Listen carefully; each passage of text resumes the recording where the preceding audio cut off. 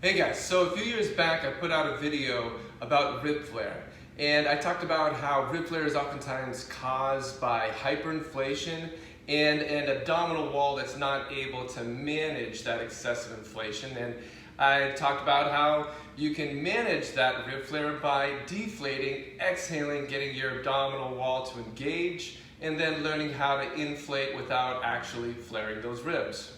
Now this video emphasized exhalation and using exhalation to engage your abdomen to pull those flared lower ribs down, and really suggested that that's the primary way to approach managing rib flare. And the thing is it's not that simple. It was a simplistic video and it was directed towards a very athletic audience. And since then I've gotten a lot of feedback, I've gotten a lot of people reaching out, and I'm really due to give a follow-up on some deeper level reasons why someone would have flared ribs and how you can go about managing that situation and try to improve it. And so what I'm going to touch on in this video is managing rib flare via inhalation, because underneath those flared ribs, where someone isn't fully exhaling at that part of their torso, there is oftentimes a very constricted chest wall up above it and a problematic pelvis down below it. All right, so what's going on with these flared ribs? What's this deeper level? So up above those flared ribs, oftentimes there's a rib cage that cannot inflate, cannot expand as fully as it needs to. And the flared ribs are oftentimes a result of your abdomen distending, just trying to give your lungs some space to expand so you can get a deep breath in. So yes, you got to exhale to pull those ribs down to engage that abdominal wall, but then we're left with the constricted chest, the inhalation problem up above that was there to begin with. Now the other thing that's oftentimes going on besides a constricted chest with flared ribs is oftentimes a problematic pelvis down below. That abdominal wall attaches not just to rib cage, but it anchors into your pelvis as well. And there are two ends of the spectrum that we'll often see, and then everything in between.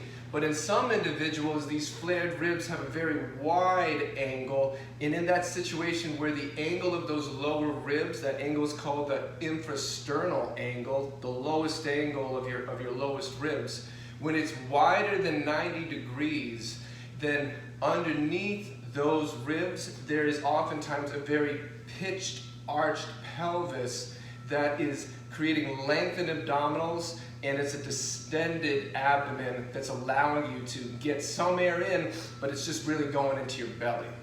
On the other end, there's some folks that have very constricted abdomen, and it's a very narrow infrasternal angle. And this person oftentimes has a very concave chest up above those flared out, narrow ribs. And their head will be pitched forward. A lot of the air is going vertically up into their shoulders, and there'll be a big issue going on with their neck because it's having to pull the rib cage northward. It's having to pull the rib cage up in order to allow you to just get a breath in. So we have to look at not just the flared ribs, but what's going on at the rib cage north of it and at the pelvis south of it. And what I'm going to show are two activities that you can use in order to try and get your bowl, your pelvis more underneath that rib cage, and try to open up a constricted chest and work around some neck problems that you may have because of it as you're trying to get that torso to open up without those ribs popping up once again. All right guys, so here we're going to look at trying to get your bowl underneath those flared ribs. And this is a activity that usually is very helpful for the person that's got a really wide angle, and it's helpful in that that person really has to tuck their tail more underneath those flared ribs in order to shove some air effectively up into the chest and not blow out their abdomen. The person that's a little bit more compressed and narrow and really shoulders rounded forward, we're going to do that activity after this. So what you're going to need is a bench or a chair or something of a similar sort of height that is firm and solid. Bench or chair works great because it's a height that'll work well for most of our proportions. You may need a stack of towels or some pillows to put underneath your head, and I'll show you why. And the other thing that's going to be helpful is a rolled up towel or a small little bowl just to hold underneath your knees. And what you're going to do is you're going to put yourself into a position like so, laying on your back, and you're going to have your feet up on the chair or the bench, and you're going to have the ball or the rolled up towel just in between your knees. And so what you're doing here is you are putting your pelvis into a position where you've got some freedom to move it around. Knees and hips are at 90 degrees. And then you're just going to lay on down and have your hands in the area where you've got those flared ribs in order to sense what is going on. So you want to have your thumbs on your lowest ribs and your fingers on your abdomen. And what you're going to be listening for is, can you exhale enough to make those ribs disappear? And so what you want to feel as those ribs disappear and you blow all the air out is the back of your lower rib cage pressed into the ground. And you want to make sure that you're not arching your back at all, and you're keeping bra line to belt line pretty much flat. So you blow out all the air so you feel your rib cage go down, and then you're going to push your heels down into the chair or the bench, and you're going to tuck your tail up as big as you can without lifting your low back up off of the ground. So you want to keep bra line to belt line flat, but tuck that tail as big as you can. And those of you that need to do this, it's going to be really hard. You may really struggle with that. And you may need to take your hands and put it on these little pointer hip bones and turn them. Feel how to turn them up towards your eyes.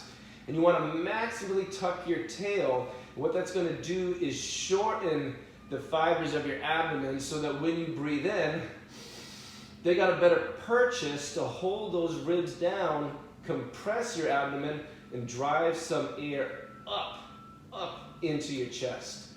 The person that's got flared ribs in a very wide angle, they have a very tipped, arched back, their pelvis is tipped forward, and so air is spilling out into their abdomen. And what we're trying to do is to, yes, get the ribs down, but get the bowl underneath, so that next inhale, that expansive breath starts to open up the tight chest that's up above those flared ribs, and we start training your pelvis to be a little bit more underneath you throughout your day. You will feel your abdomen work when you do this, and you should feel the back of your legs, your hamstrings, your left as much as your right, working while you do this. For some of you, your neck may overtake, or may feel like it's lifting up, and it can be helpful just to bolster the head up a little bit. When it's a very constricted chest and you pull those rib cages down, it can pull your whole head with it. So you just throw a stack of towels, a pillow underneath your head, just enough so that it allows you to do this exercise more easily, getting the ribs down, tucking the tail as big as you need to, so when you breathe in, your abdomen does not expand and air is thrown up into your chest. So this is something that you can repeat for a few breaths. 5 tends to be the magic number, and then get it so that it's easier and easier, and that becomes a position that you can hold on to with some more basic core exercise on the floor, things that you'd be a little bit more familiar with. But this is how you can play with this position and get a sense of this area and start opening up some constricted parts and start training some dormant places down below your abdomen to help you out more. All right, so that last activity tends to be very helpful for the person that's got flared ribs and the angle of their lower rib cage is very wide and they tend to have a very arched back. This is an activity that for the individual that's got flared ribs but a very constricted curled torso. They're actually curled the other way. And so what we're going to do is not throw the feet up onto a box or a bench or a chair. Instead, we're going to let the feet stay on the ground. We don't need to curl them any further into that position. We need to help them open on up. So again, we're going to be on your back. And instead of that 90-degree hip position, we take something that's called hook line. And what you're going to need if you're in this situation where it's not so much of a heavily arched back, but it's more of a curled trunk, is you're going to need a lot of pillows. You're going to need to lift your head up, and in fact, you may need to lift your head way up. Doesn't matter how high it needs to go. What you want to do is lift your head high enough at the outgoing at the start of this activity so that you feel that you can get your back flat without straining in the least your neck. And for some of you, this chest is so constricted and indented, it may feel or seem ridiculous, but it feels comfortable. So lift your head as much as you need with as many pillows as necessary. And then from here, what you're going to end up doing is curling your tail up, tucking your tail up as big as you need to. And you're going to actually lift your lower back up off of the ground while you're keeping those lower ribs tacked down. You want to have the biggest pelvic tilt ever with this, really tucked enough so that you really feel your butt kick in. To get those muscles in your pelvis to kick in and hold this position, you got to allow your knees to fall in so your feet are flat.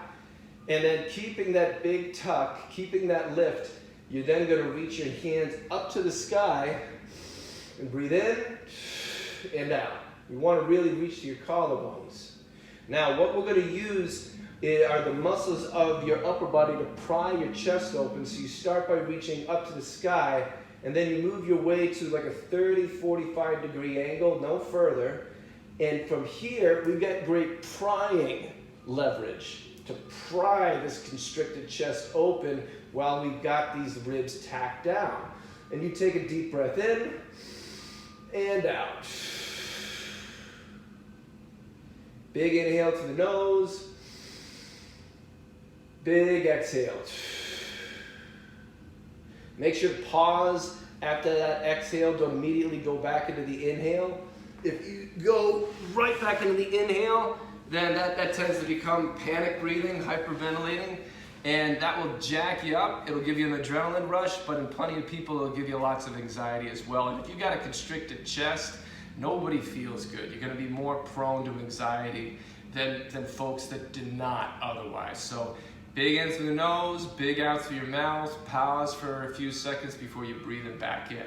You'll feel a lot of glutes doing this, and you'll feel a lot of abdomen doing this, but the biggest thing that you're going to feel is very constricted as you're trying to take a deep breath. And that's an important thing to lean into, because we've got to compress, we've got to block the usual areas that expand, and that'll be a bit of your abdomen if you need to do this, but a lot of your neck. So you're just not going to feel like you can take a deep breath in. Again, 5 deep breaths seems to be the magic number. See if it's a bit easier in order to have your abdomen compressed, have those ribs down, and get some air in and out in the moments after doing this exercise. If so, great, rinse and repeat, use it as a warm-up, and then see does that make it easier for you to do what would seem like typical exercise.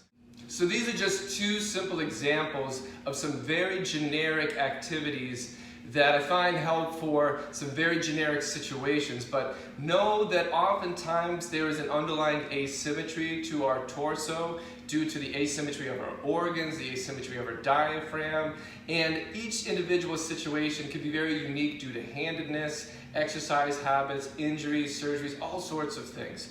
So there's oftentimes nuances that will make or break whether an activity is comfortable and whether an activity is productive. So give these a go. Know that they should not be painful. Know that you want to feel the muscles that I note that you want to feel working when you're doing them. And there's really no discomfort to work through other than the difficulty of them, the awkwardness of them, and the feeling that you can't get a deep breath in. You have to lean into that. And if you can get a breath in, feel these muscles working, hold these positions, then you will be able to steadily stretch out places in your rib cage and train places throughout your body to support that. So I hope it's helpful. Don't hesitate to reach on out, and I hope all of you are able to take a great, full, deep breath without those ribs popping on out.